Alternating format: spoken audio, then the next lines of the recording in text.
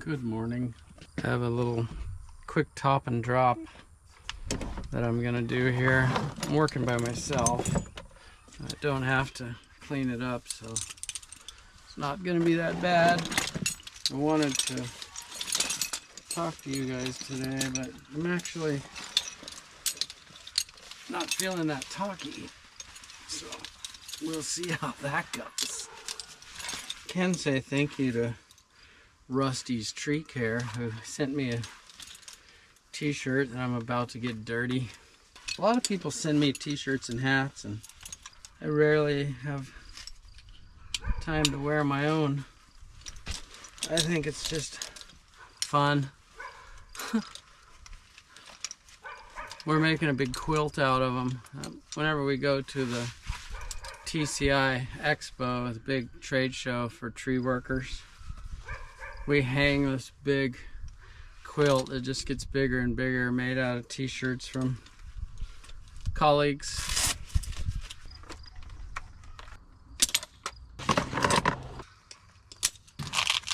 As he talks about times that haven't occurred yet and prophecies that will occur before the return of Jesus Christ. In Isaiah 30, therefore thus... There's been a little something on my mind lately.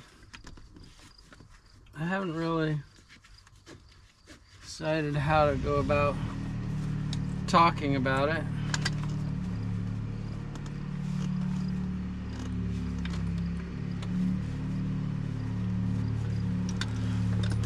But that lawnmower just made me think I'll save it for another time.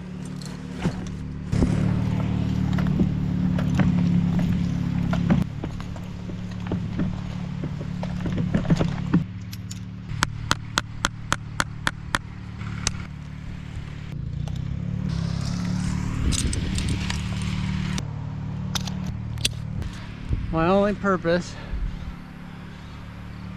in climbing this is to shorten it up for the wires, high voltage over there. And this will do. I can squeak it by here. There'll be a little blowback from that little pine tree, and I may have to dodge or throw my hands up and defend myself.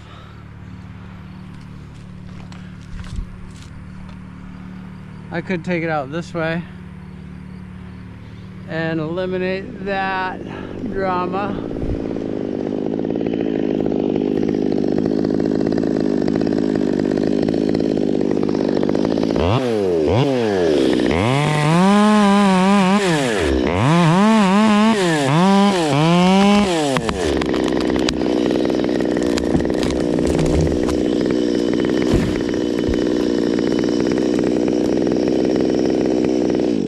Big top.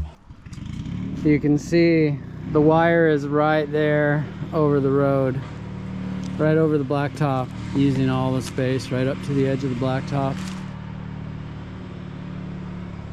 It's funny, even after all these years, knowing what to expect, knowing what to do, I was looking at that from out there and I was thinking I could probably just high stump it, you know, reach up from the ground and get it short enough to miss the wire. And I looked at it a few times and I thought, I don't know, that's pretty close. And here I am 30 feet up the tree, and the tips are just clearing the blacktop, and which the wire is right over that. So my life is so interesting like that. People think I'm just such a mastermind. Some people think so. Other people think I'm a blithering idiot. But the point is, it's the gut feeling. It's the internal sight that keeps me making the right choice. And every time it happens, I'm like, wow, I'm glad I didn't do what I was initially thinking. It's so strange. Me and Damien do it all the time too, where we'll be talking about doing something. Oh, all we have to do is such and such. All you have to do, you see it in the YouTube comments all the time too. Why didn't you just? And then usually when they say just, they give you an example of something that's actually harder. Like, why didn't you piece the tree out instead of fall it? Why didn't you just climb it and piece it out? And I'm like, because I just made 3 cuts and fell it. But when it's your internal Jiminy Cricket or whatever it is that's going on inside us, the spirit, the Holy Spirit, I don't know, it probably varies depending on who and what's happening and how good we are at listening. But we routinely make the right judgment calls. Barely. How do you routinely do the right thing and establish a track record without insurance claims or whatever it be?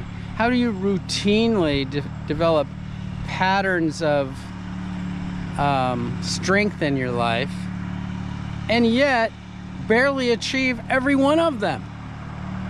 It's such a strange and interesting life. It's a thing that I think about, and I don't know if my audience here will understand it the way I'm intending it, but it just jumps out at me constantly. Damien understands. We talk about it. We were gonna do 3 picks. You know, we roll up with the crane. We're like, all we have to do is just boom, boom, boom. And we end up doing like 10 picks. And 1 or 2 of them is pretty heavy. And we're like, wow, good thing we did it the way we did it. So you don't want to second guess yourself too much and kill all progress. But you have to be able to listen to the voice of truth, the one that is telling the right story inside the committee in your head.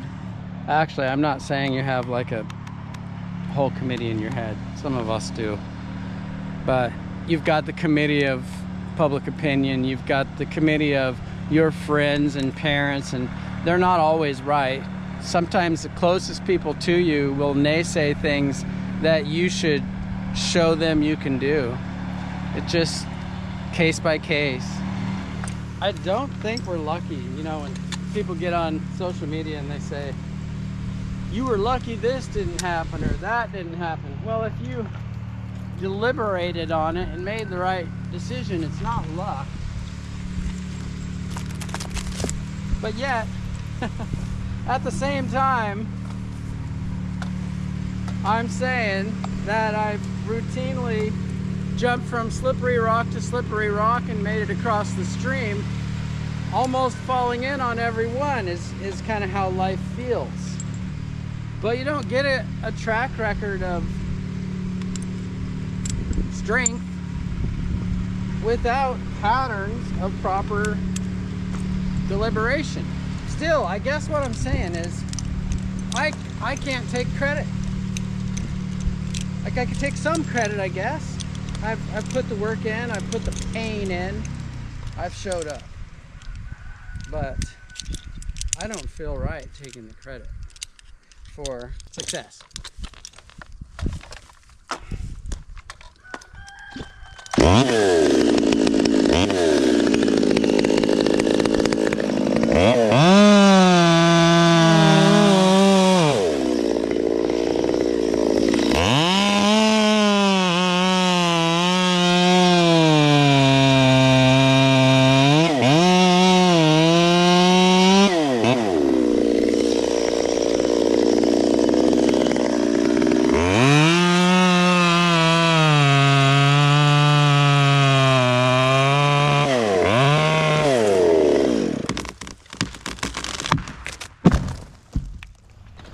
Got a good eye. I would have taken out those power lines. Well, That's why I call you. Oh man. I thought, honestly, it went farther than I thought it would. Really? Yeah, I climbed higher thinking, well, it does look pretty close. Know what I mean? But I thought I was being extra safe. Yeah. Turns out I was being just the right amount. Do any planning these days? I haven't. No, I feel bad about it. But it's so much money. It's expensive, you know. Yeah. And it gets more expensive all the time. It's really, inflation is really a thing right now. It's crazy, man. I tell you that everything is fuel related, you know. Yeah, and aviation fuel is expensive. Yeah, I mean, you know, we had an abundance of fuel at the previous administration, and you know, everything runs on diesel, you know, and Yeah. and then of course your airline fuel. Yeah, well, there's people pulling strings in high places that don't care about. They definitely don't want America to succeed. Yeah, they don't care. Unbelievable. And Americans, I hate to sound unpatriotic, but the fabric of society is a lot to blame for the condition of the country. Of course. Family is not important anymore. Yeah, family is. There's too much focus on making money and enjoying. Yeah, instead of pleasure. focusing on the children, you know. Yeah. When you bring children in as well, you got to focus on them. Yep. I know that. I got going on 9 kids. Oh, you got 9 kids? Mm-hmm. Oh my God. I'm doing my part. I've been wanting to talk about that. I just feel like I have neglected to glorify God enough, and I've always, well, I like freedom, and I like America for that reason, that because even God gives you a choice, freedom to choose life, choose death, whatever. But I've had a very private Christian life, basically, because I believe God's got it all under control, and He doesn't need me to make or break His plan. I think that He loves people, and He's gonna get His people whether they want it or not. He's just so good at doing stuff that He'll know the formula for each person. But lately I've been thinking, well, you don't glorify God enough with your platform. And I'm not sure I'm right. I think that an example is something that can be seen and asked about. And if it can't be seen, then it's not legitimate. And so I've always thought you get more flies with honey. You are better not cramming your viewpoints on people. But I don't do that. I've never been that type of guy. I don't even believe in it. But I think it's okay for me to tell you where I believe life comes from, and life abundantly, and where any success I've ever had comes from is from God. And I just have to say it, and I won't beat you over the head with it if you don't want to hear it. But perhaps it can be like that lodgepole pine. Not that tree was a ponderosa pine, but lodgepole pines, they have a seed that stays dormant after it falls off the tree for a great many years until there's a fire. And when the fire comes, the fire actuates the seed, and the seed grows.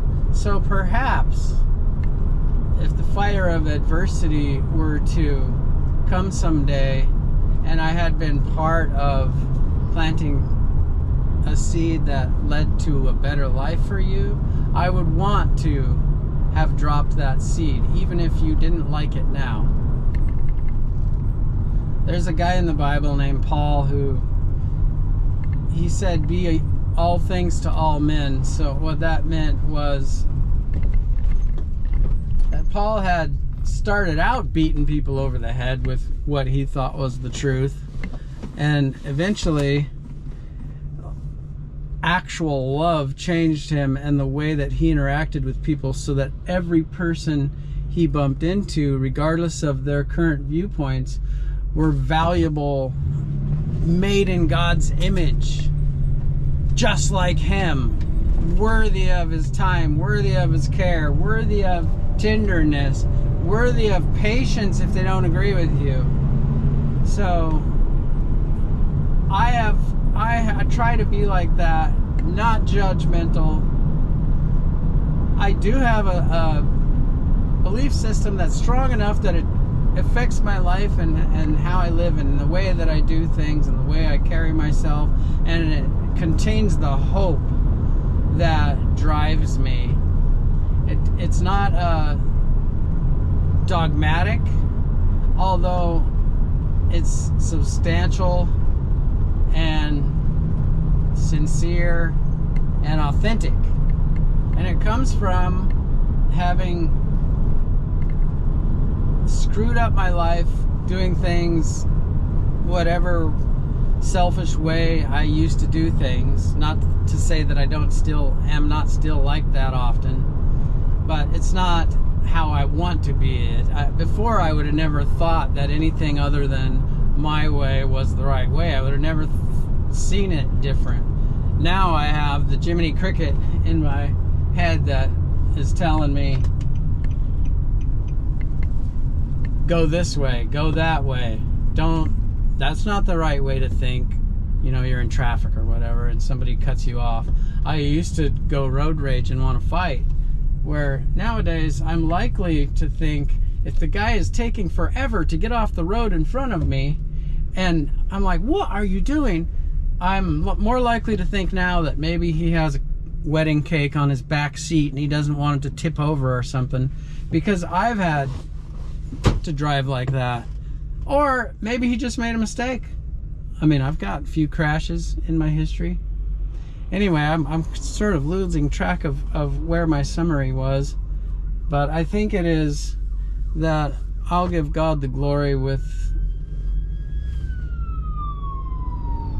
my opportunities for influence, and I'll try to do it in a way that actually cares about you, whoever you are, and isn't just wanting to grind an axe, okay? Although a sharp axe is highly preferred. Did you know, just one final thought, in my poem, Made for This, well, the poem alludes to being made for the tree of life, being made for the good works that were prepared in advance for me to walk in. It alludes to that, but it has mostly to do with the vocation of tree work. And in the poem, I say, sorry, mommy, but my first word was tree. And when I found it, I never came down. But the truth is, because I was making a cool rhyme with that story, guess what the first word I learned to read was? The very first word. I remember I didn't have kindergarten. I went to first grade. That was my first experience with school, Mrs. Crum. And I remember Mrs. Crum was just elated. The joy that she had on her face, the actual sincere, her heart was in it. She's a teacher who isn't there for the money. I don't know what the money was. But that woman was so happy when she heard what I said. She was pointing at the word on the board, and all the first graders were seated crisscross applesauce on the carpet there. And August Hunneke was the one the first one to raise his hand, because there was kids smarter than me there for sure. Kids that already were further along. But August Hunneke, hand shot up. She said, "Who knows it? Who knows that word?" My hand shot up. You know what the word was? Axe. My first word that I could read was axe. I just think that's really cool. I don't know what it means, but it's gotta mean something, because look at where I've ended up with my life. I've made a living and a vocation and an enjoyable time out of finding decrepit backyard monsters and diffusing them. I wasn't feeling very talky, but I guess I overcame that. Thanks for listening. See you on the next video.